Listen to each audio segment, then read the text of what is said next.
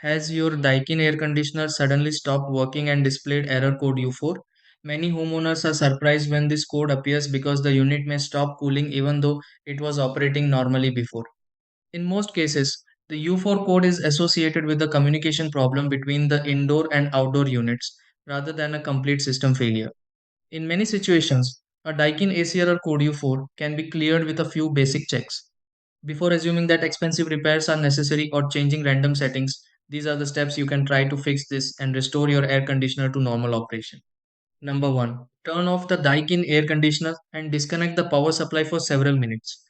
2. Restore power and allow both the indoor and outdoor units to initialize completely. 3. Verify that the circuit breakers connected to the air conditioning system are switched on. Restart the AC and select a cooling mode to check whether communication has been restored. 5. Confirm that the U4 error code has disappeared and that the unit is cooling properly.